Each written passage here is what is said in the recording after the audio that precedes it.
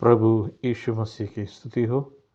सुनने वाले सभी भाई और बहनों को प्रभु यीशु मसीह के मीठे और पवित्र नाम में मेरा धन्यवाद। एक प्रार्थना के साथ आज के वचन की मनन की शुरुआत करेंगे। सर्वशक्तिमान एवं दयालु प्रभु, धन्यवाद करते हैं प्रभु कि मुझे एक मौका दिया है एक बार फिर अपने भाई और बहनों के बीच में इस पवित्र वचन लेकर और उसकी घोषणा करने के लिए मुझे जो ताकत दी उसके लिए मैं धन्यवाद करता हूं प्रभु। मेरी कोई योग्यता नहीं, पर आपने मुझे योग्य ठहरा, इसके लिए मैं धन्यवाद करता हूं प्रभु।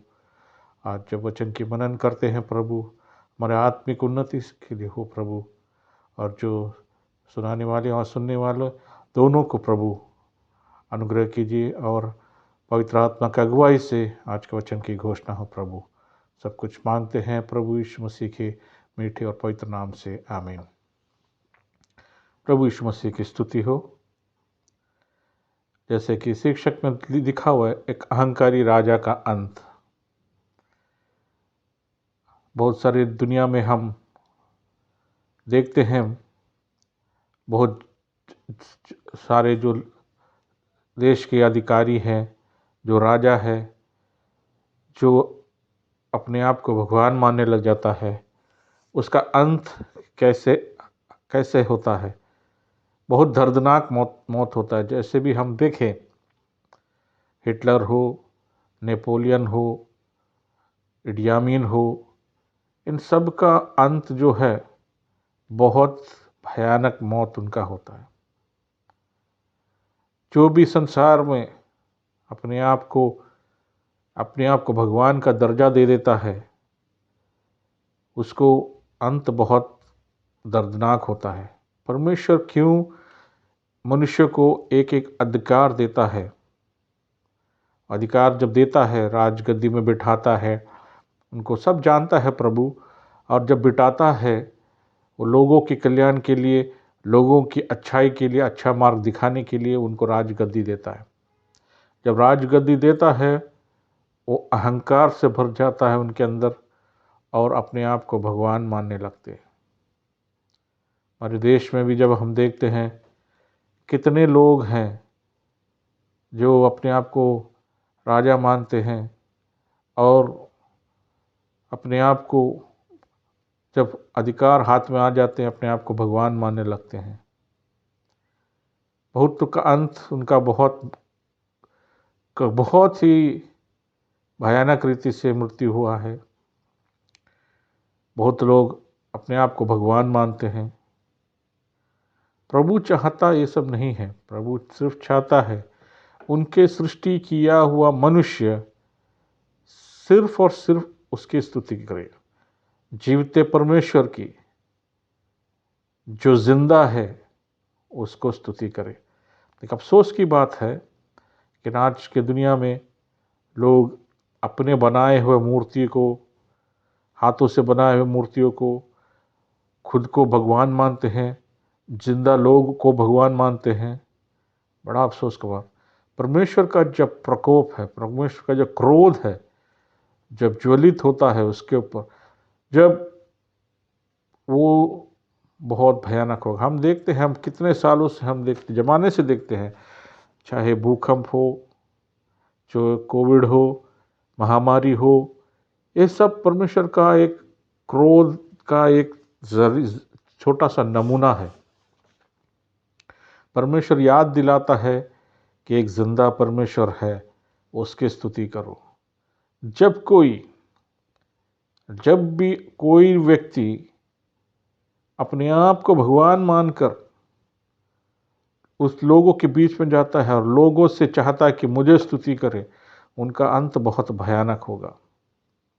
बहुत दर्दपूर्वक, मैं बहुत दर्द से कहता हूँ ये बात, कि आज हर जगह, समाज में हर जगह कोई जो जिंदा इंसान है, उसको, जिसके अंदर शरीर और खून से, जो मांस खून से बना हुआ शरीर को आज लोग भगवान मानते, उसकी पूजा करने लगता है। परमेश्वर ये कभी नहीं सहेगा। उसका क्रोध जो है जब ज्वलित होगा, वो जब उसका क्रोध मनुष्य पे डालेगा, वो बहुत भयानक होगा। मनुष्य सह नहीं सकेगा ये सब, इतना भयानक होगा। देखते हैं हिटलर के बारे में कैसे कितने यहूदियों 22 लाख यहूदियों को गैस चैम्बर में डालकर उनको मार दिया था। उनको खुद आखिर में उसको आत्महत्या करना पड़ा उसको। ऐसे ऐसे बहुत सारे लोग हैं। नेपोलियन बोनापार्ट हो गए, उनको लोग उनको बीच रास्ते में उनको जूता मार के उसको मरा हुआ जो शव था उसके ऊपर भी लोग लात मारते थे।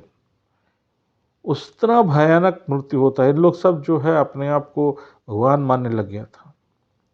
हमारे देश में भी ऐसे बहुत सारे नेतागण हैं जो अपने आप को भगवान मानने लगे हैं।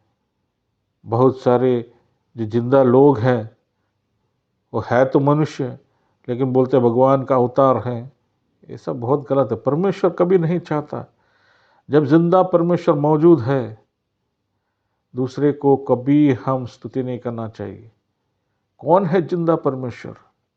जिंदा परमेश्वर हमारा परमेश्वर, और उसी के देहधारी बनकर आया हमारा प्रभु यीशु मसीह। वही है परमेश्वर।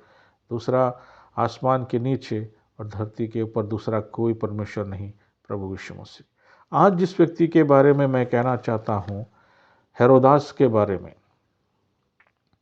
हेरोदास के बारे में उसका मृत्यु कैसा हुआ और किस भयानक रीति से हुआ वो हम देखेंगे। उसके लिए प्रेरितों का काम उसका 12 अध्याय उसका 21, 22 और 23 वचन पढ़ेंगे। प्रेरितों का काम उसका 12 अध्याय उसका 21, 22 और 23। ठहराए हुए दिन हेरोदास राजवस्त्र पहनकर सिंहासन पर बैठे और उनको व्याख्यान देने लगा। तब लोग पुकार उठे, यह तो मनुष्य का नहीं ईश्वर का शब्द है। उसी क्षण प्रभु ने एक स्वर्गदूत ने तुरंत उससे मारा, क्योंकि उसने परमेश्वर की महिमा न दी और वह कीड़े पड़कर मर गए। प्रभु यीशु मसीह की स्तुति हो। राजा जो था, राजा हेरोद जो था, उसे रखा गया था लोगों का कल्याण के लिए, लेकिन इधर क्या देखते हैं, वो अपने आप को भगवान मानने लग गया। राजवस्त्र पहन के जब राज सिंहासन पर बैठा तो वो चाहता था कि लोग यही चीज बोले। लोग क्या कहते हैं, ये तो इंसान का आवाज नहीं, ये तो परमेश्वर का आवाज है, ये तो मनुष्य का नहीं ईश्वर का आवाज है। वो परमेश्वर कभी नहीं चाहता है। परमेश्वर उसी वक्त अपने दूतों से कहकर उनको ऐसा मारा, उसके शरीर में कीड़े लगकर मर गया। इतना भयानक मृत्यु, कभी सोच सकते हैं एक व्यक्ति के अंदर शरीर में कीड़े लग के मरना, बोलेगा तो बहुत ही भयानक मृत्यु है वो। हम इंसान को मरे हुए के बाद शरीर में कीड़े लगता हमने देखा है, बहुत बदबूदार, कोई इंसान नज़दीक नहीं जा सकता ऐसा व्यक्ति। ऊपर से जब हम देखो कोई व्यक्ति के ऊपर जब जीवित है उसे कीड़े लग जाए और कीड़े लगकर मर जाए, तो हम समझना चाहिए कि मनुष्य की क्या अवस्था है। कोई भी मनुष्य जो कितने भी सेंट मार ले, कोई भी राजा हो, कोई भी बड़े अधिकारी हो, कोई गवर्नर हो, कोई प्रधानमंत्री हो, कोई राष्ट्रपति हो, कोई भी हो, इस शरीर में कीड़े लग के मरेगा। कोई भी व्यक्ति हो, उसे जला देगा तो खत्म हो जाएगा। मनुष्य समझता क्यों नहीं है, मनुष्य एक समझता क्यों नहीं है कि मनुष्य का अंत अगर अच्छा होना है तो प्रभु यीशु मसीह को मानकर उसके रास्ते पर चलना चाहिए, नहीं तो अंत बहुत बुरा होता है। और अंत बोले तो मनुष्य, हर इंसान का, कोई भी प्रभु को माने या ना माने अलग बात है। उसके बाद जो मनुष्य का जीवन है वो सबसे बड़ा बात होता है। सबसे प्राथमिकता बात वही होता है कि कोई इंसान मरने के बाद क्या करेगा। इंसान मरने के बाद उसके कर्मों का हिसाब लिया जाता है, और जब नहीं प्रभु यीशु मसीह को जो ना माने हो उसका अंत बहुत भयानक है। इस संसार में जो दिखाया है वो इस मृत्यु के बाद एक दूसरा मृत्यु है जो हमेशा परमेश्वर से रिश्ता टूट जाता है। अभी समय है हमें, जब इस संसार में जीते हैं, परमेश्वर ने हमको मौका दिया है उस जीवते परमेश्वर को स्तुति करने के लिए, उसकी आराधना करने के लिए। ना कि कोई पत्थर पे पूजा करके, उसके सामने गिर कर साष्टांग प्रणाम करके और उसकी स्तुति करके, उसकी आराधना करके हम उस जीवते परमेश्वर को हम और चोट पहुंचाते हैं और दर्द देते हैं। हम जितना चोट पहुंचाते हैं, परमेश्वर अपना प्रकोप, अपना क्रोध एक साथ एक दिन उंडेल देगा हमारे ऊपर। मनुष्य समझता नहीं है। ये जो देखता है हमने, भूकंप देखते हैं, भुखमरी देखते हैं, महामारी, कोविड जैसे महामारी देखते हैं, ये सब हमें एक चीज़ याद दिलाता है मेरे प्रियो, ये सब एक सैंपल है, एक छोटा सा नमूना परमेश्वर ने दिया है कि याद दिलाने के लिए एक जीवित परमेश्वर मौजूद है।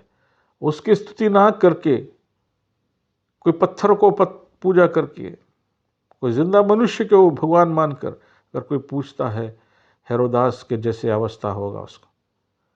ना तो बाइबल में बहुत सारे ऐसे किस्से बताए गए हैं, बहुत सारे किस्से हैं जहाँ परमेश्वर को क्रोधित करता है और उसका क्रोध ऐसा होता है, ज़मीन फट जाता है और पूरा निगल जाता है। कई जैसे जगह बता है, सांप को छोड़ देता है मारने के लिए, हमारी बीच में छोड़ देता है। परमेश्वर का क्रोध का तरीका बहुत अलग होता है, वो किस तरीके से आएगा हमें पता नहीं। मेरे प्रियो, इस संसार में हम जीते हैं, जीवते परमेश्वर की स्तुति करना सबसे ज़रूरी है। जीवते परमेश्वर सिर्फ और सिर्फ प्रभु यीशु मसीह है।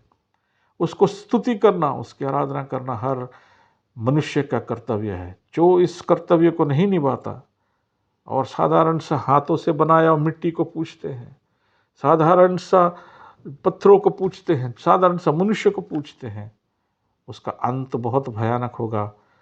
परमेश्वर का क्रोध जब पड़ेगा, मैं हम इसीलिए बार बार ही बताता हूँ, ये महामारी सब जो देखते हैं, भूकंप सब जो देखते हैं, वो एक नमूना है प्रभु का। जब हमारे ऊपर परमेश्वर का क्रोध प्रकट होगा, जैसे सोदोम गोमोरा में देखता, एक सारा का सारा शहर को परमेश्वर ने आसमान से आग और पत्थर गिरा के सबको खत्म कर दिया था। उसका सबूत आज भी है। जो मृत्यु समुद्र जो है, आज मिडिल ईस्ट में हम देखते हैं, मृत्यु समुद्र जो है उसका निशानी है। वो जो है आज भी वो समुद्र में डूबता नहीं है, मनुष्य जाए डूबता नहीं, ये निशानी है उसका। ऐसा एक शहर पहले सोदोम गोमोरा नाम का जगह हुआ करता, परमेश्वर का क्रोध उनके ऊपर उंडेल दिया गया था। क्रोध, क्योंकि ऐसा मनुष्य इतनी गलत तरीके रास्ते पे चला गया। तो मेरे प्रियो, आज मैं याद दिलाता हूँ, परमेश्वर का क्रोध हम उसको उकसा रहे हैं और उसको हम दर्द दे रहे हैं। जीवते परमेश्वर को हम आराधना करना जरूरी है। हमको सृष्टि किया हुआ परमेश्वर, उसकी आराधना करना जरूरी है। देश का माहौल देखो, जिधर देखो आज पत्थरों को पूजने के माहौल बना रखा है।